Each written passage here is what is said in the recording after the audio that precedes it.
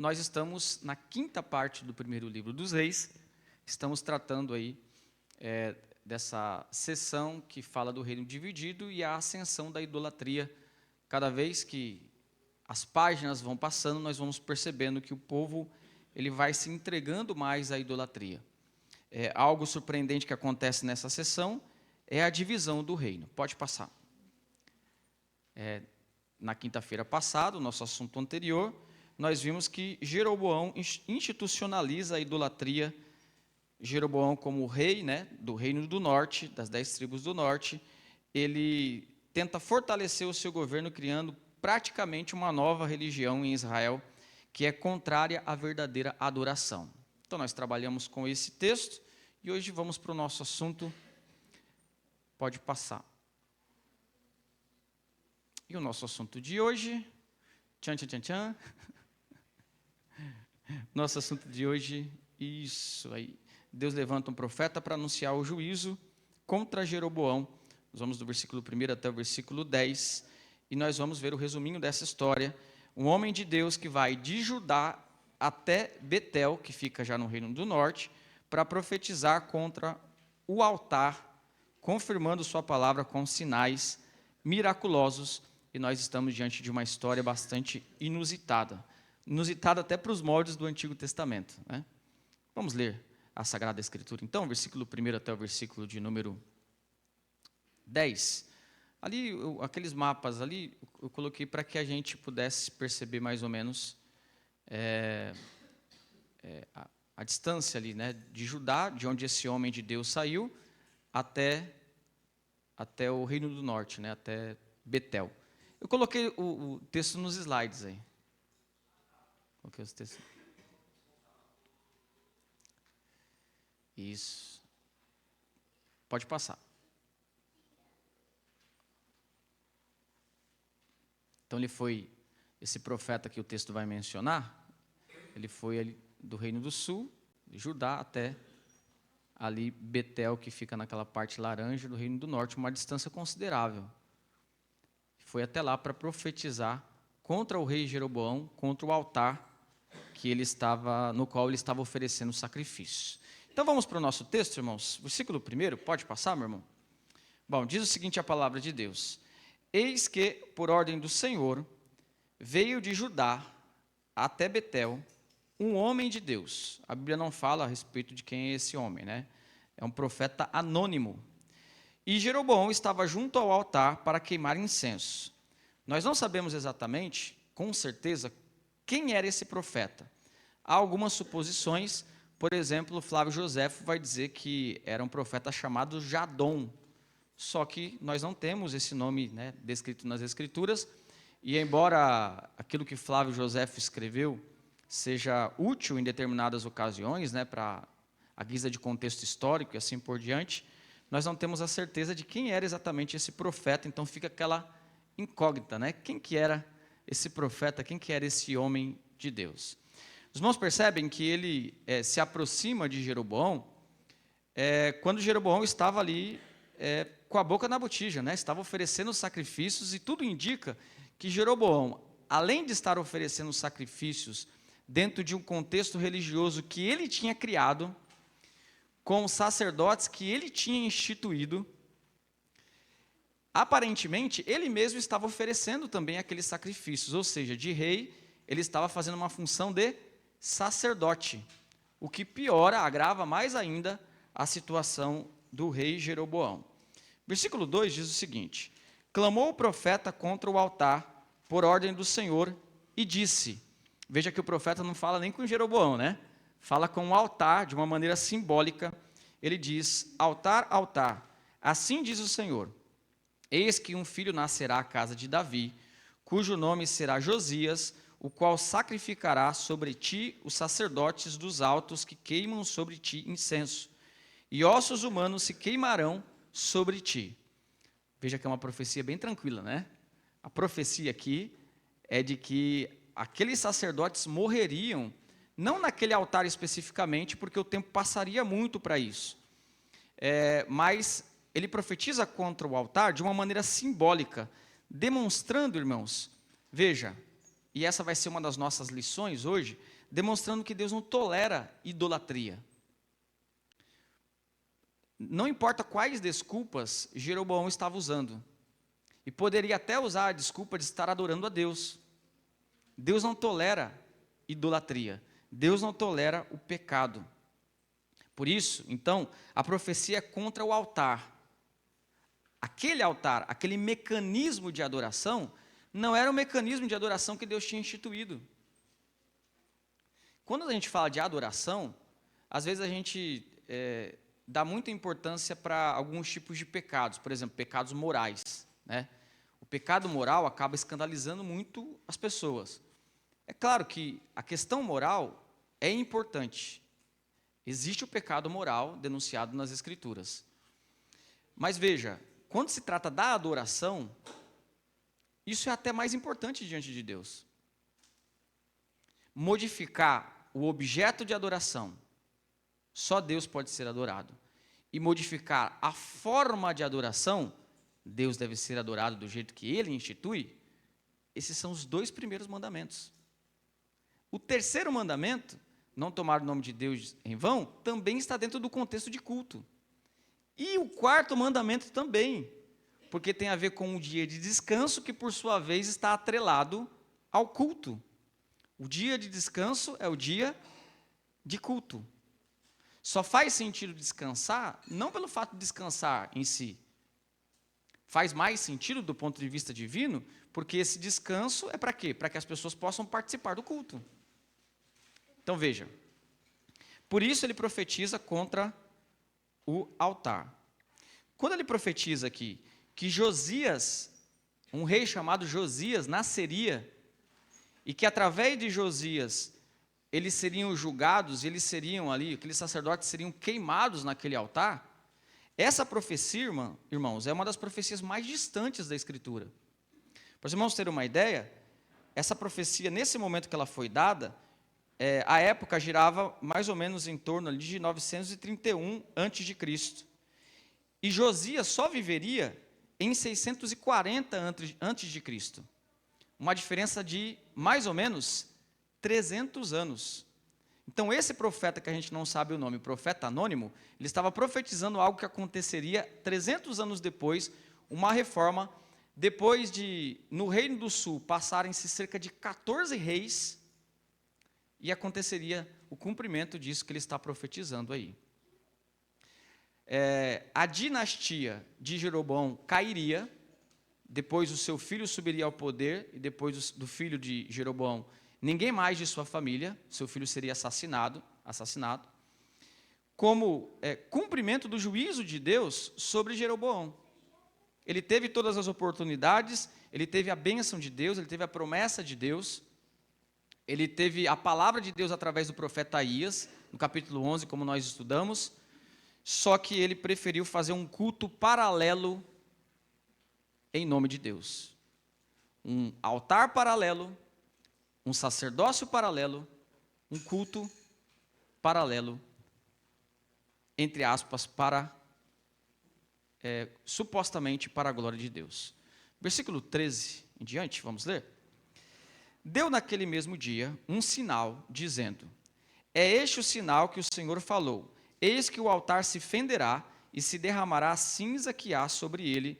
Então, além de profetizar, ele ali manifesta ali, profetiza um sinal que aconteceria naquele exato momento. Verso 4, tendo o rei ouvido as palavras do homem de Deus, que clamara contra o altar de Betel, Jeroboão estendeu a mão de sobre o altar, dizendo: prende-o. Mas a mão que se estendera contra o homem de Deus secou e não o podia recolher. A mão dele ficou paralisada ali com algum tipo de enfermidade, ele ficou com a mão atrofiada ali. Versículo 5, os irmãos podem ler, por favor? O altar se prendeu e as cinzas se derramou no altar, segundo o sinal que o homem de Deus apontara por ordem do Senhor. Então o sinal se cumpre e, versículo de número 6 em diante, então disse o rei ao homem de Deus: implora o favor do Senhor, teu Deus. Veja que Jeroboão está chamando Deus de teu Deus, né? Uma coisa esquisita isso, né? Porque parece que a sua apostasia é tão grande que ele já não mais considera Deus como Deus dele. Então ele fala, né?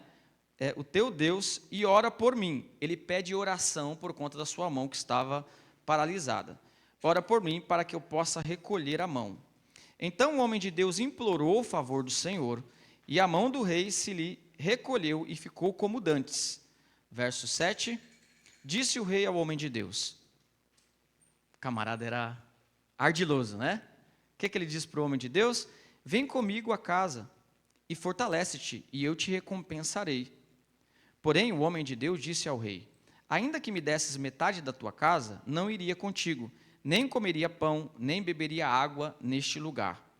Versículo 9 e 10, porque assim me ordenou o Senhor pela sua palavra, dizendo, não comerás pão, nem beberás água, e não voltarás pelo caminho por onde foste. E o nosso texto termina, verso 10, os irmãos podem ler, por favor?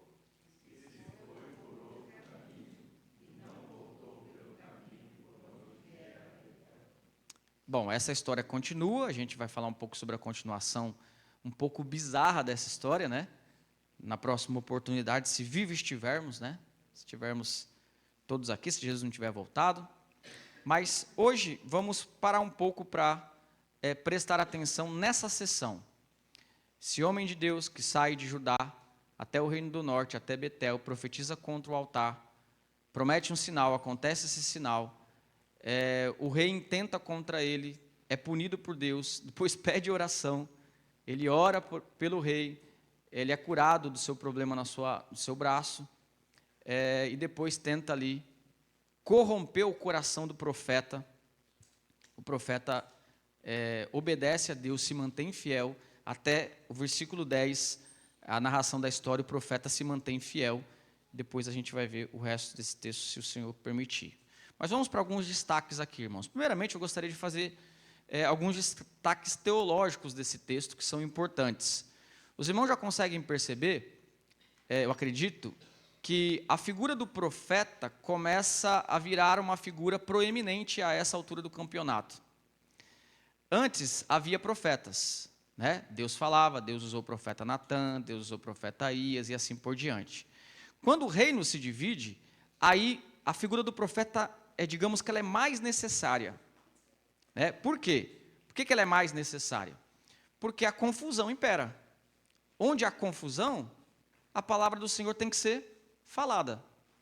Então, em meio a toda essa confusão, em meio à divisão do reino, em meio à apostasia do reino do norte, a figura dos profetas começam ali, gradativamente, a aparecer, a se destacar, ao ponto, então, de, nessa fase, começarem a aparecer os profetas que escreveram mesmo livros da Escritura. O profeta Isaías, que profetizaria dentro desse contexto um pouco mais adiante, né? Jeremias, e assim por diante, aqueles profetas que a gente conhece bem, que tem os seus livros ali, chamados profetas maiores e profetas menores.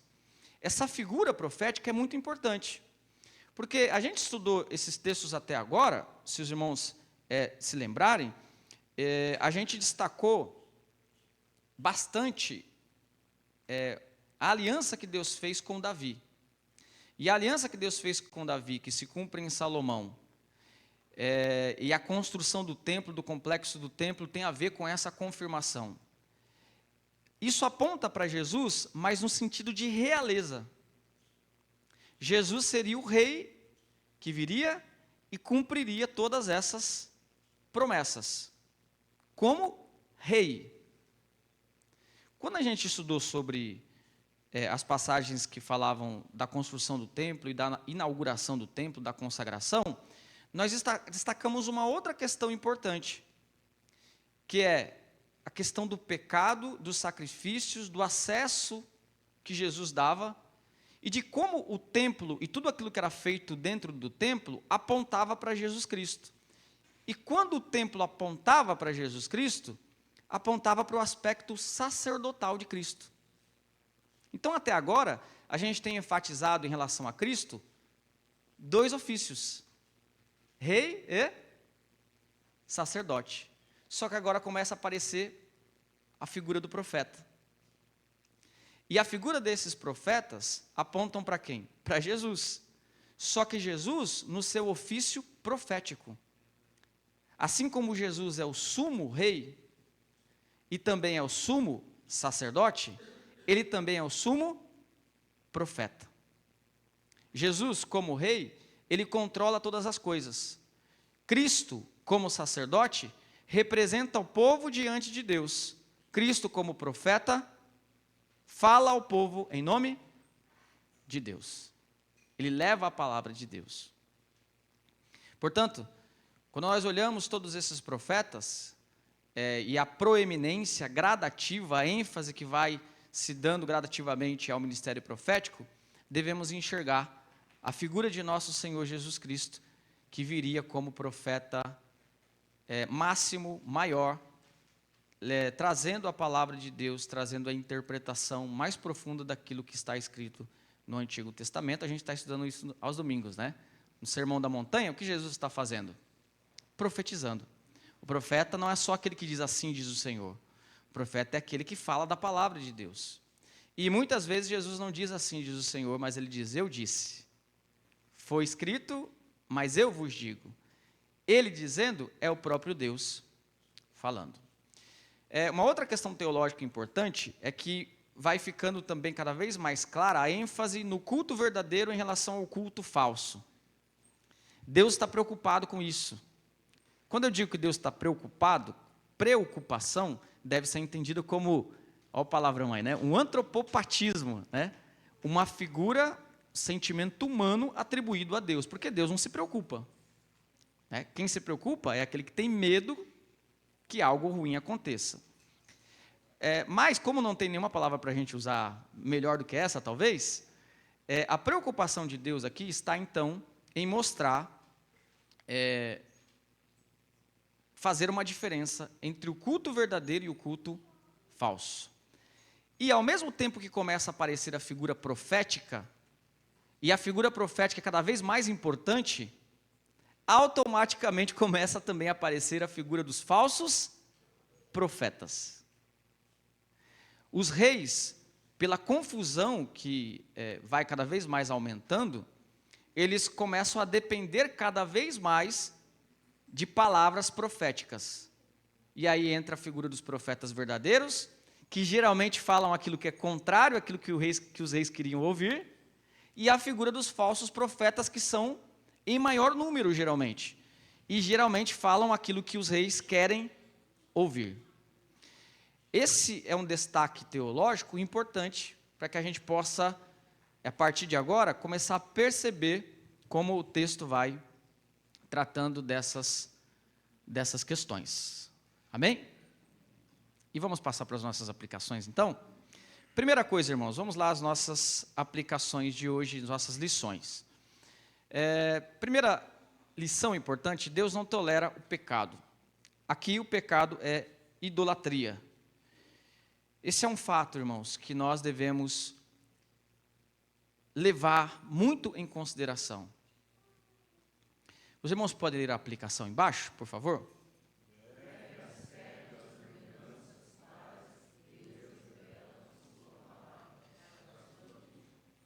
Bom, quando Deus te dá uma ordenança clara para a sua vida, não brinque com isso. Isso é sério. Quando Deus dá uma ordenança clara, isso é sério. Então, nós devemos levar o pecado a sério. Por que eu estou falando, eu coloquei aqui ordenança clara? Porque algumas ordenanças não estão claras. Né? O que um crente deve fazer? Algumas coisas vai mudar de cultura para cultura. Algumas coisas não estão tão claras. Mas existem coisas que estão mais claras. Como que a gente sabe aquilo que está muito claro? Os mandamentos. Deus não quer que você adore ninguém. Deus não quer que você coloque, que nós coloquemos ninguém acima dele. Porque o nome disso é idolatria. Deus leva a sério isso. Esse texto está mostrando isso para a gente, irmãos. Deus não leva em consideração as nossas percepções a respeito do pecado. Tem muita coisa que a gente considera, fala, não, mas não tem problema, né? Isso aqui não é pecado, todo mundo faz, e assim por diante. Tem muita coisa que a gente desclassifica como pecado. Mas isso não importa. O importa é a classificação que Deus dá.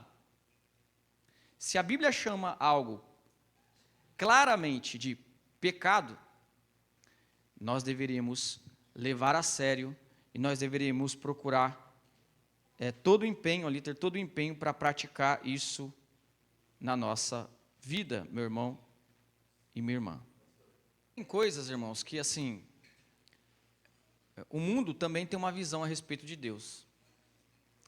E o mundo evangélico também tem uma visão a respeito de Deus. Mas a nossa visão não pode estar conectada a essa visão que as pessoas têm. Nossa visão deve estar conectada com a Escritura. Então, tem coisas que a gente começa, por exemplo, o próprio culto, né?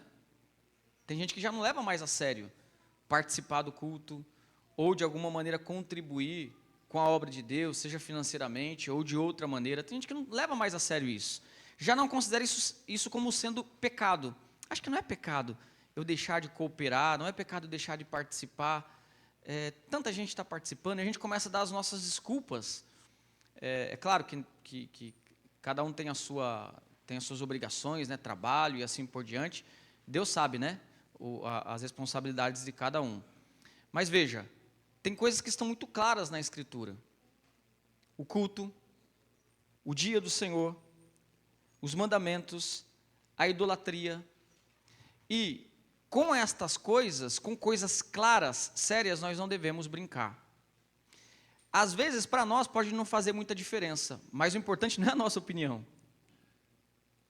Você quer ver um exemplo clássico, né? Quando João diz assim, que aquele que não reconhece que Jesus veio em carne, esse tal é o anticristo. Veja, aqueles que não acreditavam que Jesus veio em carne, não acreditavam em Cristo? Eles acreditavam em Cristo. Eles acreditavam que Cristo era o Senhor. Eles acreditavam que Jesus era divino. Eles acreditavam em tudo que a gente acredita, exceto que ele veio. Não parece um detalhe? Não parece um detalhe? Não parece preciosismo de João? Se a gente tivesse João aqui com a gente, né? Pô, João, calma aí. Mas estou ali, cara, o camarada da minha família ali, ele acredita em tudo que a gente acredita, ele só não acredita que Jesus vem em carne. O que João vai falar? Tá bom, se ele não acredita é porque ele é o anticristo. Se ele não acredita, ele não é salvo. O que para nós pode ser um detalhe, para Deus não. Sabe por quê? Porque é Deus quem define. Até nós, na nossa vida, vamos olhar para nós seres limitados, nós temos os nossos gostos, que muitas vezes, se não é feito de acordo com a nossa vontade, nós ficamos irritados. Não é verdade? Coisas pequenas. Tá sem sal esse almoço aqui. Tem gente que fica irritado com isso. Eu não fico, tá? Tem gente que fica irritado com isso. O ser humano pecador, podre, pobre espiritualmente, consegue ficar irritado com uma coisa mínima. Olha só. Só que ele não consegue entender por que a vontade de Deus tem que ser obedecida. As nossas vontades mínimas que nós gostamos que essas vontades sejam feitas, testificam contra nós. Testificam contra nós. Porque Deus é aquele que é perfeito. Aquele que pode fazer todas as exigências. Aquele que diz, eu crio, eu faço, eu mostro para vocês o que é a verdade. Eu tenho poder, eu sustento a vida de vocês. Não há nenhum ser como eu. E diante desse ser, às vezes a gente fala, não, Senhor, mas poderia ser um pouquinho... Eu queria uma religião um pouquinho mais... com um pouco mais de abertura. Esse texto está mostrando aqui que mesmo que aquelas pessoas fossem descendentes de Abraão, etnicamente, estivessem ali com outro altar, entre aspas, oferecendo sacrifícios para aquele que tirou eles do Egito, Deus não tolerou o pecado, porque era idolatria e pronto. Então, meus irmãos, para fechar essa questão aqui, então, meus amados, quando uma coisa está clara na Escritura, veja, quando uma coisa está clara, é um mandamento claro, não tem desculpa, a gente não tem desculpa, não tem jeito. Tá bom? Não tem jeito. Então, por exemplo, em relação à adoração, quem que institui os elementos do culto? É Deus. Agora, se a gente quiser fazer um grupo de coreografia aqui, o conselho, imagina o grupo de coreografia com o conselho, né? Todo mundo fazendo aqueles, né, grupo de coreografia. A gente pode até dizer, não, eu estou fazendo aqui, é para a glória de Deus, é com boa intenção, mas Deus não instituiu a dança como um elemento litúrgico. Deus poderia ter instituído, porque a dança era usada como elemento litúrgico no mundo pagão do Antigo Testamento. Mas Deus não instituiu. E Deus pegou todos os elementos que eram usados pelo paganismo e separou do seu povo. E aquilo que era autorizado por ele, ele usou. Por exemplo, circuncisão, tinha no paganismo, e Deus usou com o seu povo. Batismo, você acha que o ato de batizar nasceu com o cristianismo? Não, já existia no paganismo. E Deus usa esse elemento e autoriza ser usado em relação ao seu povo. Resumindo, quando uma coisa está muito clara na Escritura, não cabe critério de boa intenção, não cabe o critério de experiência. Ah, mas eu tive uma experiência. Ah, pastor, você não entende, você não sabe, você não está na dimensão espiritual. Eu tive uma experiência, eu fiz um grupo de coreografia e tal, e quando eu estava dançando ali, eu vi os anjos também dançando. Onde Deus diz claramente algo, a experiência não está acima da Escritura. Ou Jesus disse assim, vivam de acordo com a experiência de vocês. Jesus disse isso? Não. Ele diz, examine. A experiência tem o seu valor, claro. Né? Todos nós aqui já tivemos experiências esquisitas, né? Tem o seu valor, só que não está acima da Escritura. Se a gente está trabalhando com a Escritura, irmãos, o Deus bíblico, não há espaço para inclusão, ecumenismo. Deus é um Deus exclusivo. Não há espaço para isso. Então, a gente tem só de Gênesis e Apocalipse para demonstrar isso, só isso. As pragas do Egito foram enviadas porque Deus estava punindo as pessoas e também a idolatria dessas pessoas. Mostrando, o meu povo tem que seguir. E por que Deus faz isso, irmãos? Não é simplesmente um capricho humano, tá? Não é isso. Não é um capricho humano, não entenda dessa maneira, jamais. É por uma simples questão. É a verdade. Se você ama o seu filho, se você ama seu irmão de sangue, você não ia querer que ele enxergasse a verdade se ele estivesse enganado? Então não é que Deus seja como uma criança caprichosa que só ele quer ser adorado, não é isso. É porque essa é a verdade, só existe um Deus. Está entendendo? Existe uma diferença aí.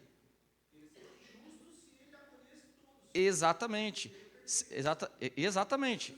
Se ele abrisse essa possibilidade, não, aqui, ó, podem adorar as árvores, tal, podem adorar tudo isso daí. Isso seria contra o próprio caráter da existência de um Deus só. Então, não é a questão do capricho de um ser caprichoso que seja feito tudo, né, de acordo com os seus moldes. Não é isso. A questão que é a verdade. Quando Deus diz assim, Jesus diz, eu sou o caminho, a verdade e a vida, ninguém vem ao Pai senão por mim. Jesus está sendo exclusivo, não está? Ele está dizendo que não existem outros caminhos. Mas é por quê? Pela verdade. Deus quer que as pessoas se salvem. Por isso ele mostra a verdade. Ó, não adore ídolos, não tenha esse costume, e outras questões mais, né, outros costumes mais que havia, por exemplo, na terra de Canaã. Já havia no Antigo Testamento médiuns e necromantes que consultavam os mortos. E a gente tem um monte de texto que proíbe isso. Por que Deus proibia isso? Porque Deus sentia ciúmes das pessoas consultando os mortos? Não, ele proíbe isso por quê? Porque é uma mentira. Simples assim, porque não há como se comunicar. E essa é uma verdade muito clara na Escritura. Então, a ideia não é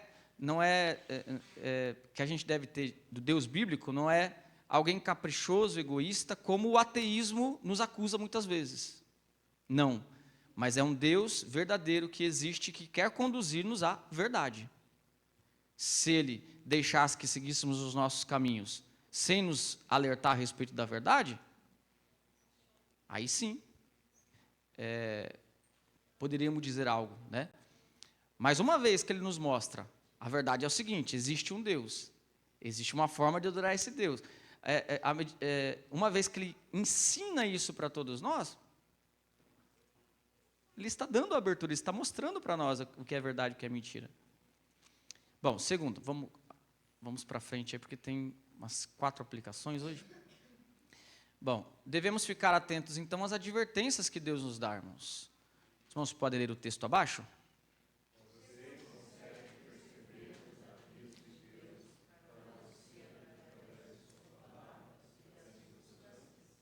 Olha, como que Deus avisou Jeroboão?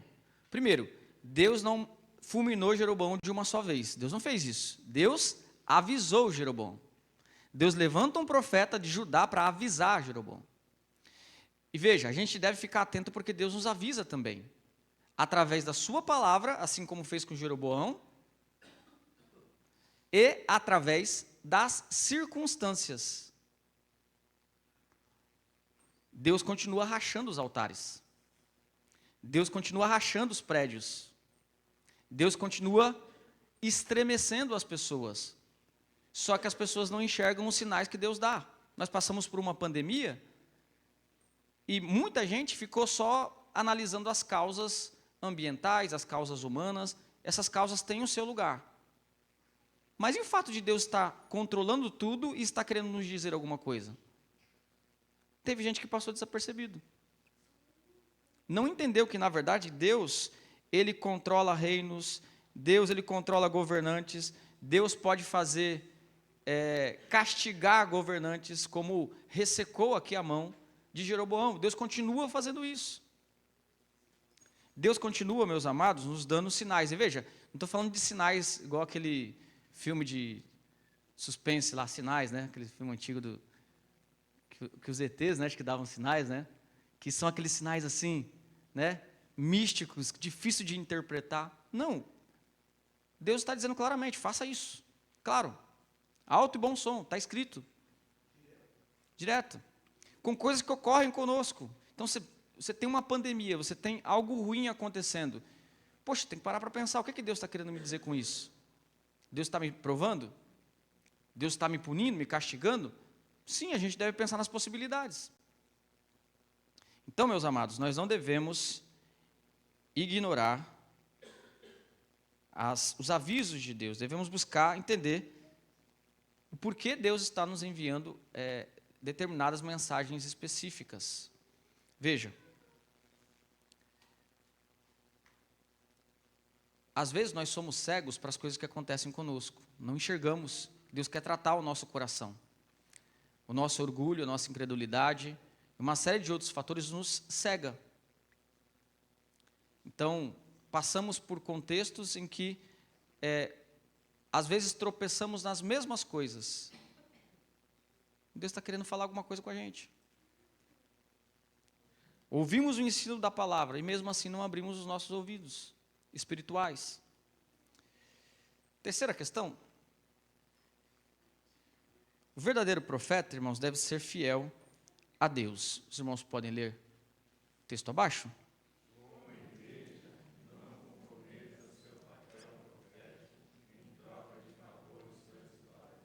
Olha que lição que a gente aprende com esse texto. O profeta de Deus, e aqui eu já aplico para todos nós, porque todos nós somos profetas, o texto sagrado diz que, em certa medida, toda a igreja tem um papel profético. O apóstolo Pedro vai dizer que Deus nos tirou das trevas para a sua maravilhosa luz. Deus fez isso para que a gente anuncie aquilo que Ele fez por nós. E quando Pedro fala disso, ele fala da igreja como um todo. E por vezes, irmãos, o nosso papel profético fica comprometido porque a gente cai em alguns tipos de influências, como as influências do texto. Olha só, o profeta, até o momento, ele foi corajoso para ir diante de uma autoridade civil e apontar o erro dessa autoridade civil. É isso que a igreja faz. Esse é o papel profético da igreja. Vocês lembram que João Batista apontou o erro de Herodes? Vocês lembram? Falou, Herodes, não te é lícito possuir a mulher do teu irmão. Apontou que Herodes era um imoral. João Batista fez isso em caráter do quê? De um profeta. Ele aponta para alguém do governo civil e diz, não te é lícito fazer isso. A igreja faz isso. A igreja é a voz profética na terra. Quem é a voz profética de Deus na terra? A igreja. A igreja tem a palavra. Agora, se eu me comprometo com o rei, se eu me comprometo com essas autoridades de uma maneira indevida, no vulgar, como se diz, fica com o rabo preso, né? No vulgar, né? Eu não tenho mais autoridade para simplesmente dizer, você está errado, porque eu me comprometi, porque eu me polarizei como igreja. Estou falando, irmãos, como igreja, como indivíduo, é outra coisa, como cidadão, né? É outra coisa, como cidadão, cada um de nós pode exercer aquilo que está na nossa Constituição do país, como cidadão. Eu estou falando como igreja. Como igreja de Jesus Cristo, nós não temos uma ideologia. Nem podemos ter, porque abraçar uma ideologia seria se comprometer e perder a nossa voz profética. Abraçamos a ideologia e quando essas pessoas errarem, que cara que a gente vai ficar? Então veja, a gente está diante aqui de um profeta que aponta o seu dedo para uma autoridade civil, diz que ela está errada. Essa autoridade civil, a princípio, queria matar o profeta, né? Queria censurar o profeta. Quando ele viu o milagre de Deus, o que ele quis? Ser amigo do profeta. Quis comprar então o favor desse profeta, prometendo ali para ele, né, alimentação, um cuidado especial. O que o profeta fez? Não. Essa não é a minha missão. Veja, irmãos, a gente tem que ter essa neutralidade, entendendo que nós fazemos parte de um reino que está acima das questões dessa terra. Senão a gente perde a nossa voz profética. Como algumas igrejas fazem, né? Algumas igrejas acabam cedendo os seus púlpitos com propósitos partidários e assim por diante. Não é papel da igreja fazer isso. Ah, mas o irmão pode se candidatar e tudo mais. Sim, normal. Mas cada coisa no seu lugar. A esfera do Estado é a esfera do Estado, a esfera da igreja é a esfera da igreja. Inclusive, a nossa confissão de fé do Westminster estimula membros de igreja a participarem do poder público, dizendo que o magistrado civil foi dado por Deus. Só que o magistrado civil é o magistrado civil, e igreja é igreja. Então, não caia em promessas, em tipo de influência. Não, a igreja precisa, o povo de Deus precisa, o povo de Deus vai sumir se determinado governante não tiver no poder. Tudo isso aí é balela, tudo isso aí é mentira, porque o povo de Deus é controlado por Deus. O papel dos governantes não é propagar o reino de Deus. O reino de Deus cresce independente, a gente está estudando sobre isso, né? Então a gente tem que tomar cuidado. Qual que é o nosso objetivo? O nosso cuidado. A gente não pode perder a nossa voz profética. Imagine que a igreja tem a sua voz profética e a igreja pode falar a verdade para qualquer ideologia. Se eu abraço uma dessas ideologias, eu perco a voz profética. O outro que é de outra ideologia já não me ouve mais. Ah, não, você está aí abraçado com essas pessoas aí e tal. Eu perco, então, eu fecho a porta do evangelismo. Eu bloqueio o evangelismo. E veja, irmãos, o texto sagrado diz, ai daqueles por quem vem os escândalos. O que é escândalo? É você colocar um obstáculo da pessoa vir para a igreja. Tem gente que não vai nunca mais frequentar uma igreja, vocês sabem disso, né? Que nunca mais vai frequentar uma igreja evangélica por conta de polarização ideológica das igrejas. E essas almas vão cair na conta de quem? Deus é soberano, Deus decreta, tudo bem, mas é responsabilidade humana. Então esse texto, ele demonstra isso para a gente, irmãos. O profeta, ele tem o seu comprometimento, ele faz aquilo que é da vontade de Deus, e ele mantém a sua voz profética intacta, para que ele possa simplesmente falar a verdade. Vamos para o nosso último ponto, então. Deus é misericordioso até mesmo em seus atos de juízo. Pode ler ali abaixo, por favor? Não deixe de notar as misericórdias de Deus, até mesmo nos momentos difíceis. Então, meus irmãos, olhamos para o texto e vemos que Deus avisa Jeroboão. Deus tinha o direito de fulminá-lo instantaneamente? Sim, Deus tinha esse direito. Pois ele tem, ele é santo, ele é o justo juiz. Mas Deus opta por avisá-lo através de um profeta. Isso que Deus faz conosco, irmãos. Até nos momentos de juízo, Deus demonstra a sua misericórdia. Deus cura a mão de Jeroboão. Olha só. Esse é um ato de misericórdia. Inclusive, no ponto anterior que a gente estava falando sobre o poder civil, é engraçado que Jeroboão pede oração, né? Pede oração para o profeta. E às vezes a gente se ilude com governantes que pedem oração para a igreja, né? Pedir oração é temente a Deus, né? A pessoa é temente a Deus porque pediu oração. Jeroboão pediu oração. Faraó pediu oração, vocês lembram das pragas? Né? Rogue ao vosso Deus para que tire as rãs aqui do Egito e tudo mais. Então, a gente tem que tomar cuidado. Mas veja, a misericórdia de Deus está aqui, irmãos, claramente no fato de que Deus avisa, Deus cura Jeroboão. E mesmo em meio ao juízo de Deus sobre nós, nós enxergamos a misericórdia de Deus. Nesse exato momento, ou nesse dia, muitas pessoas que odeiam a Deus, muitos ateus, respiraram o ar que Deus deu para eles. Deus, na sua misericórdia, fez com que o sol se levantasse sobre eles, sobre o ateu que não acredita em Deus, muitos que zombam de Deus, zombam da religião.